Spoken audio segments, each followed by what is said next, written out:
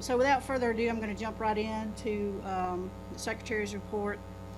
And as always, I'm going to start with our highway safety statistics. Just like the rest of the nation, we're all seeing an increase in fatalities. Certainly, we're also seeing over the past 12 to 18 months, speeds have increased on the highway network all across the nation. And that's no different here in South Carolina. So as of September 1st, 2021, we're tracking at 727 traffic fatalities in our state to date, which is roughly about 10% higher than last year's number. And obviously we want to try to drive this number down as we can, which is part of a lot of the programs that we've put in place. Obviously, driver behavior plays a role into that. So tracking about 10% higher than normal or 10% higher than a previous year on fatalities. Bike ped safety, just like the national trends that we're seeing, we are seeing some increases in that. I guess the fortunate part is it's tracking 2.6, or right at 3% higher versus the 10% on the motor vehicle side. But still, any fatality is one too many. So as of September 1st, we've had 107 pedestrian fatalities in our state and 12 bicycle fatalities in our state. With regards to our road and bridge program, we are currently at $3.4 billion in active construction contracts across the state. That's a tripling of our workload of our construction program since the implementation of the additional revenues dedicated to road and bridge improvements here in South Carolina. And that work is happening in every county all across the state.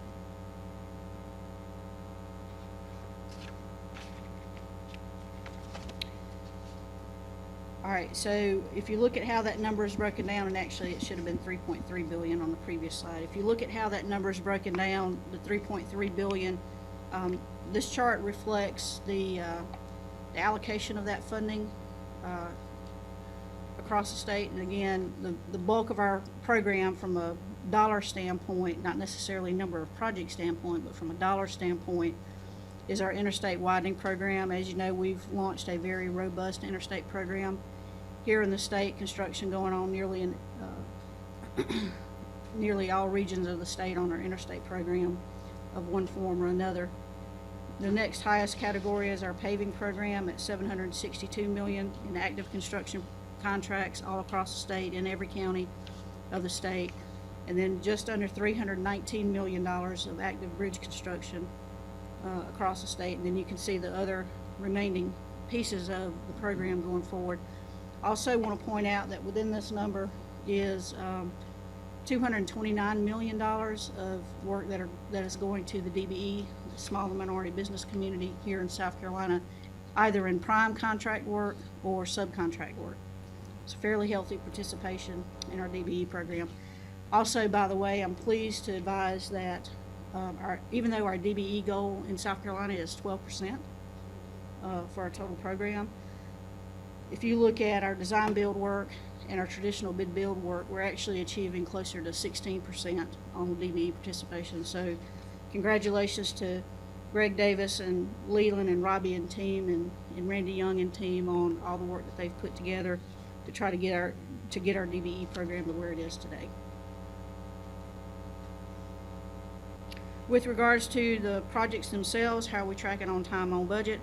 We're on budget on the construction side, and that's the bar chart on the right side. With regards to time, currently 83% of our projects are on time, whether it's original completion date or adjusted completion date, where we may have given the contractor additional time for delays or that's not their fault, like utilities or rain delays or whatever.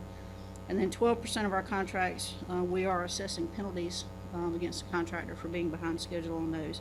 So 83% on time, I'd say that's a pretty good record on delivering projects on time, especially on a program as large as what we're delivering.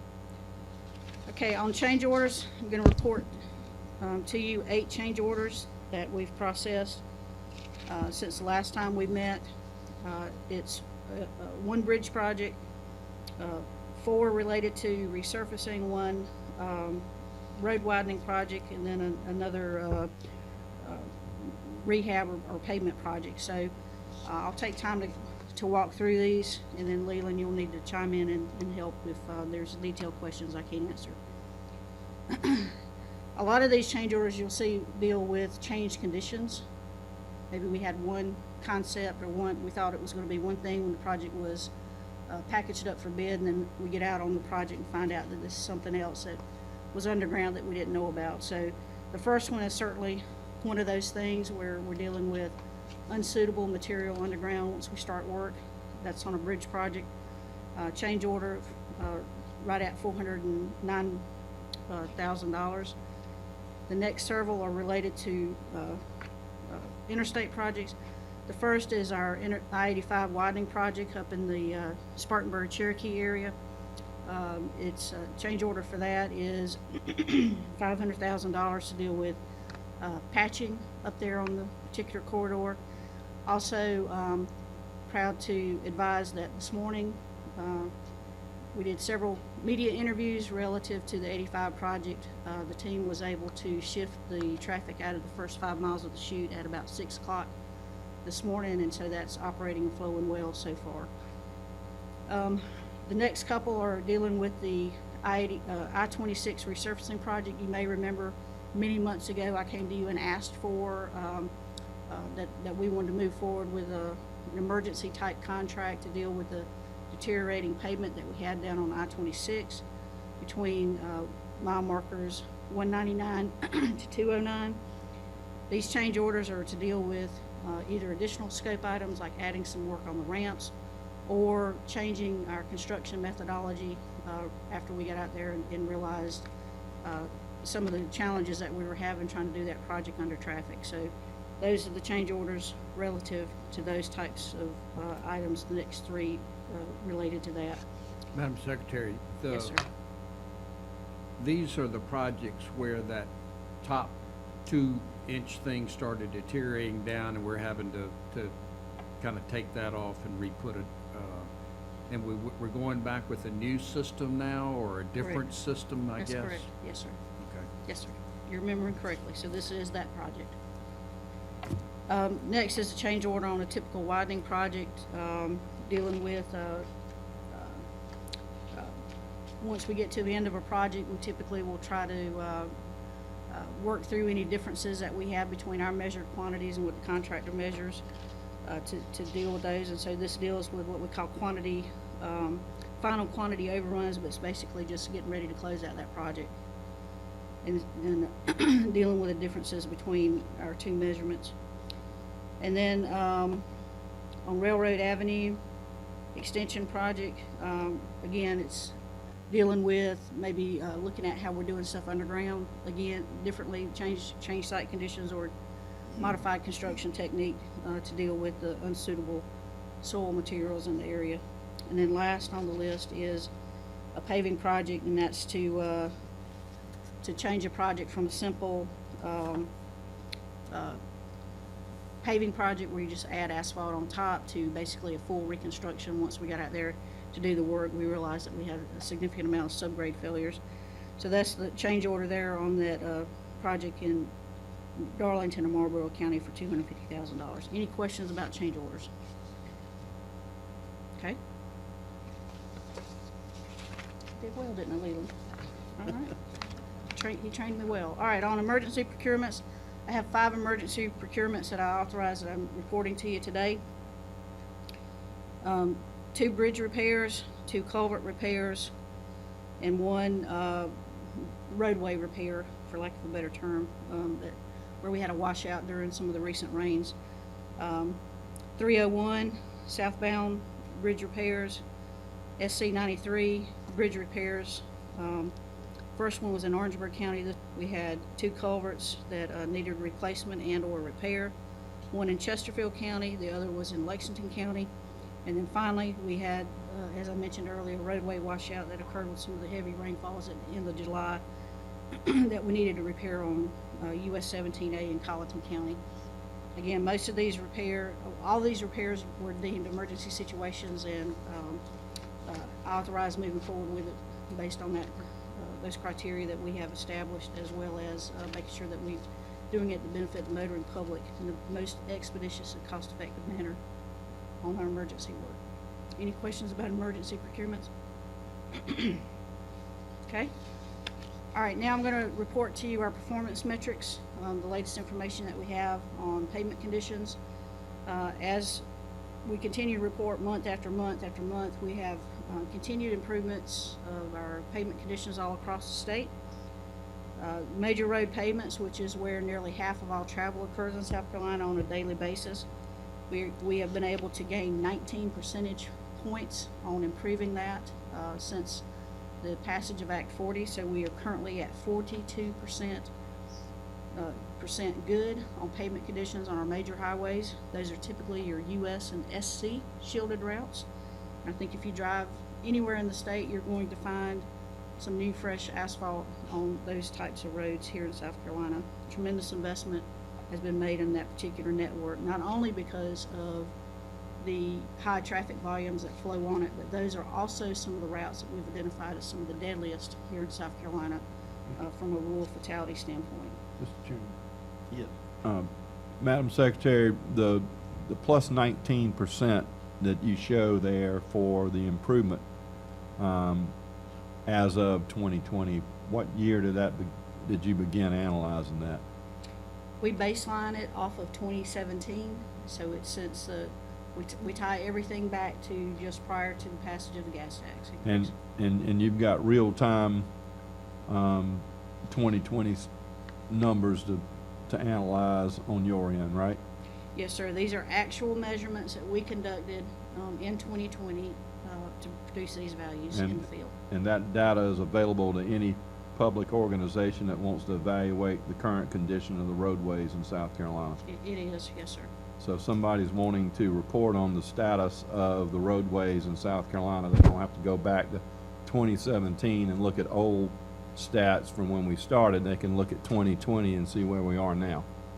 That would certainly be my recommendation, is to look at the most current information available versus data that's 2 and 3 years old. I agree. Thank you, ma'am. Yes, sir.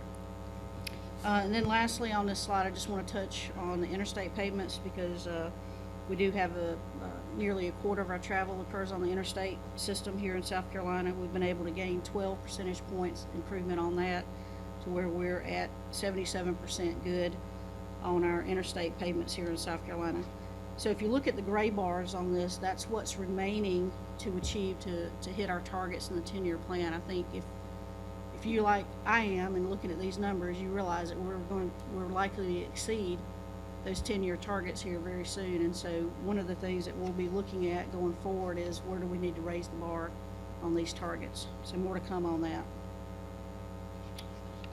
All right, on our bridge program, we are currently progressing very well on the bridge program. As you know, our target is 465 bridges over our 10-year plan. We're currently at 211 advanced to construction, so ahead of target on that. We also have 168 bridges that are working their way through the design pipeline to get ready to go to contract over the next several months to a year and a half out going forward. I'm very confident we're going to hit that 465 target number and possibly exceed that number.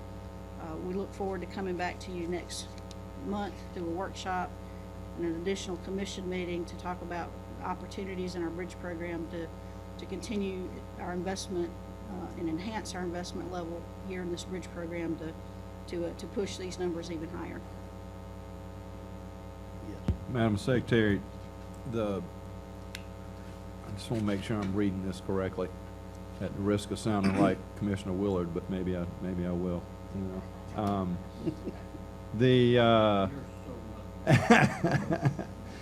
The emergency replacement number is 22. Mm-hmm. So does that mean that for all of our bridges across the state, we've only got 22 bridges that need emergency attention? So the 22 represents, just like I asked you to approve some emergency replacement or advise you of emergency replacement on a bridge that we had an issue with, we had to close and do an emergency replacement. That's what that number represents. So if we have any concern whatsoever about the safety of a bridge, we will close that bridge. And then, of course, if we get a big flooding event or something like that, or a truck hits the bridge, believe it or not, we have quite a high number of those incidents here in South Carolina. Those types of situations where we declare we need to go in and replace this bridge, we can't leave it closed, we can't reopen it, we can't make repairs and reopen it, we gotta replace it.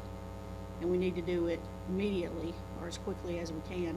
Those are those projects. So it would also include, like if a bridge was washed out, if we had a big flooding event and we had 7 bridges get washed out and we go in and replace them, then I would report that replacement and that number there.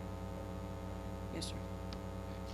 I think it's fair to list those on this chart because it is additional bridge projects that we had not previously planned to do, so we should certainly note those in our figures. All right, on rural road safety, as you know, we have the highest rural fatality rate in the nation here in South Carolina. Thanks to the commission, we were able to launch a rural road safety program, the first of its type in the nation, with an investment of $50 million annually to target 5% of our network, where we were seeing 30% of our fatalities here in South Carolina. To date, we've achieved 635 miles addressed out of the 1,000 mile target within that initial 10-year plan target figure. As you can see, again, we're well ahead of schedule on that with regards to miles addressed, and I again expect that one of the things that I'll likely ask you to look at is let's raise the bar on that rural road safety program with our next update. If I could ask the Secretary to point out as it relates to rural road safety, those aren't necessarily rural farmer market roads. Share with the folks here and the folks in the stream exactly what kind of roads are. Yes, sir. Thank you for that question. When we did the analysis on where our fatalities were happening, because obviously in South Carolina, when you've got the highest rural fatality rate and the 4th largest state highway system in the nation, we can't just try to solve all 41,000 miles of road. So the question was, how do we get at the worst of the worst within our network? And through a significant amount of analysis of our traffic engineering division, they were able to come back and identify 5% of our network. We were having 30% of our rural fatalities happen on 5% of our network. That 5% of our network was primarily US, like US 378s, the SC9s, like in your area, in the state, as well as every single segment of rural interstate in South Carolina, which is just another reason to do the work on I-26 and another reason to do the work on I-95. So it's not the farm to market roads, although we do have crashes on those, but the worst of the worst are on those high speed highways where the driver really has little to no opportunity to either be alerted or have the opportunity to recover if they drift off the roadway before they strike a fixed object. So this program is designed specifically for that, to wider shoulders, better paint lines, rumble strips, signage, reclaiming the clear zone so that if somebody does drift off the road, they have an opportunity to get back on the road before they strike a fixed object. But it is primarily roads that are US shielded and SC shielded and our rural interstates. Thank you. Yes, sir. Mr. Chairman, Yes. if I could, for the benefit of our newer commissioners, one of the projects they implemented under the Rural Road Safety Program in my hometown of Somerville is on Highway 61. And when that project began, or when it was analyzed, as Mr. Colvin can attest to, that road was in awful shape. So if you looked at 2017 or 2018 data, you would see a crumbling road that was poorly marked, had hardly no shoulders, and was extremely dangerous, was one of the top roads in this program. And they went in and did this analysis, and the initial recommendations were for a much larger project that was going to impact the beauty of that scenic road. And through the public hearings and working with the stakeholders in that area, Secretary Hall and her team crafted a plan that did not involve the removal of one tree, but instead made that pavement better, made that road better. Secretary, I'm getting all kinds of rave reviews from people down there that I never thought would thank me for that project. From a personal standpoint, my eyesight is not great these days, and those markings are wonderful. At night, they shine, and you can see there's a shoulder there now. If you leave the roadway, you've got a chance to recover, and that's just a great example of an improvement that's been made by this 10-year program over the last couple of years that is reflected in the 2020 data, if anybody wants to see real-time data. Thank you. Yes, sir.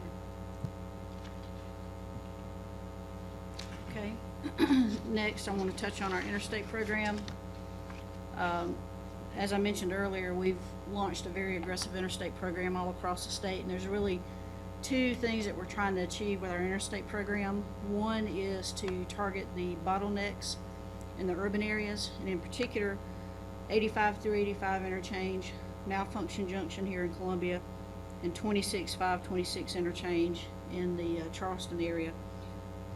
Targeting those bottlenecks and then widen key segments of our rural interstates, really for freight purposes, safety purposes, reliability purposes, and generally just movement of traffic from point A to point B. You can see the numbers there that we're projecting for that particular interstate program. The areas in green are already under construction. The 85 through 85 interchange is actually complete and open to traffic. The 85 corridor is well under construction. As I mentioned this morning, we had achieved a major milestone on that particular project. Here in the Midlands area, as those of you from the upstate, I'm sure you drove through and noticed all the work that's happening on 26 north of the Columbia region, as well as work on 26 leading into town from the Augusta, Aiken area of the state. We also, as I've said earlier, we've moved forward with awarding contracts, the first two phases of Malfunction Junction fix. I'm pleased to announce that within the next 60 days we'll be breaking ground on that particular project, so be on the lookout for an email from me inviting you to a groundbreaking on that significant capital project for us here at DOT. Next, we're doing a tremendous amount of design work and preliminary planning work on both I-26 corridor, I-526 corridor, and the I-95 corridor as shown on the attached maps.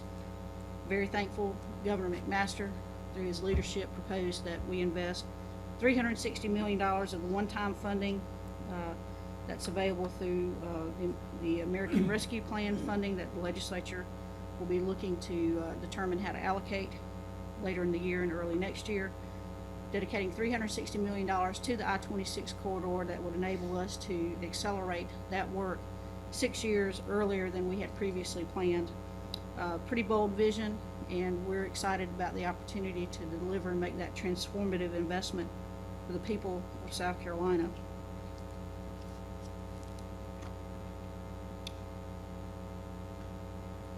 And trying to get it to move forward, please. Thank you. Any questions on the interstate program? Okay. All right, and then the last few things I want to cover for you are some of our transparency and accountability reporting. This is on the new gas tax trust fund. The total deposits since July 1st, 2021 have been just a little bit over $2 billion. $132 million has been transferred to other entities as required by statute, including the CTCs and the income tax credit. It's going back to the Department of Revenue to pay for that. So that leaves a net available for road projects here at the DOT of right at $1.9 billion. On the next page is what have we done with the $1.9 billion. We've committed it to paving projects, rural road safety projects, interstate projects, and additional bridge projects on top of our federal aid bridge program here in South Carolina. The overwhelming majority of the funding, the new gas tax funding, is going towards paving. So out of the 1.9 billion, 1.45 billion is just on paving projects in every county of the state, all across the state, since July 1st, 2017. 200 million for rural road safety, 272 million on our interstate program to supplement our federal aid funds that we're using there, and 18 million on additional bridge projects on top of the bridge program that we're already using here with our federal aid funds. How's the payouts tracking on it? Payouts are $986 million has been paid out for completed and installed work that's been verified through our inspection process. And we have just under 954 million that's pending to be paid out as the contractor finishes the project and we validate that the work's complete and ready for payment. So what does that mean relative to what the cash balance is? Because I know a lot of people want to point to the cash balance. The cash balance in the fund today is $903 million. Keep in mind, we still have $953 million in payments that's got to be made. So we tend to track a little, we tend to overcommit just to make sure that we stay ahead of those particular funds to make sure that we're putting the money to work. Some folks can't seem to grasp that detail. It's a little complicated. All right, this is the same information basically in a graphical format, so you can see how it looks over time. One of the big things I'm really proud of this team, we actually put a lot of work out on the street before the money really started to accumulate early on. We saw that delay between when we issue contracts and when the payment happens.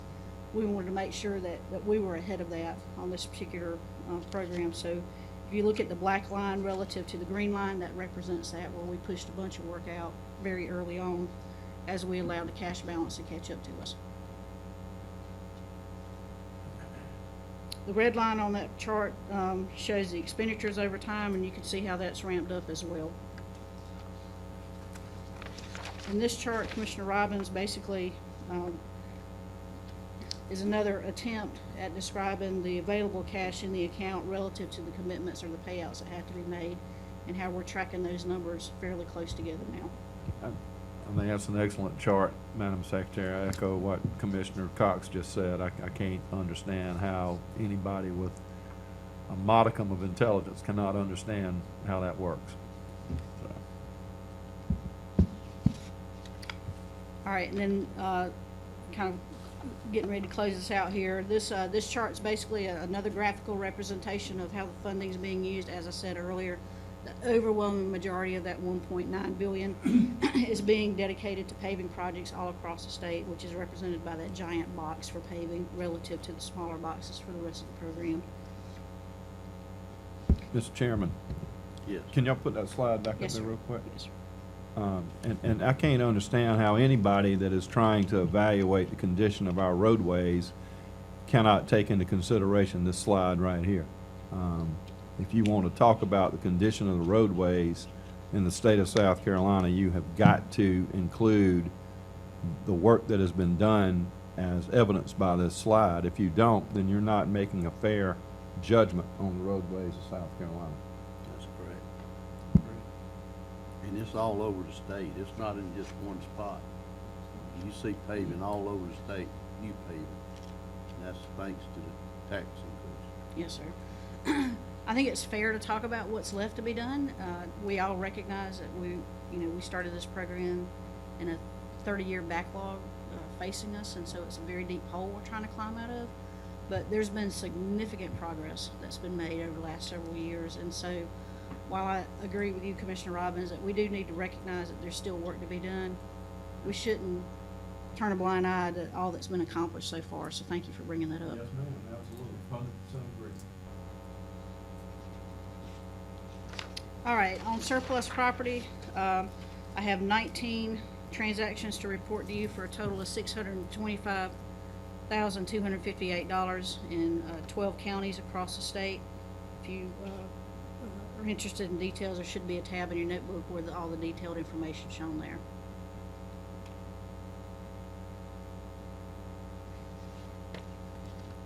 On our accomplishments, I'd like to report, again, just highlighting the governor's leadership on advocating for the use of $360 million for a once-in-a-lifetime investment on I-26 to accelerate that project ahead by 6 years. I think that's obviously a very, very good use of those available one-time funds to make a significant impact on the infrastructure here in South Carolina. I want to thank the commissioners who were able to attend that day. The chairman was there, Commissioner McLaughlin was there, thank you for being there. Commissioner Random, you were there as well, thank you for being there, we appreciate that. And a special shout out to our maintenance and engineering staff that did a lot of work to get us ready for that particular event. And with that, Mr. Chairman, that completes my report. I stand by for any additional questions the commission may have. Thank you, Secretary Hall. Any questions for Madam Secretary?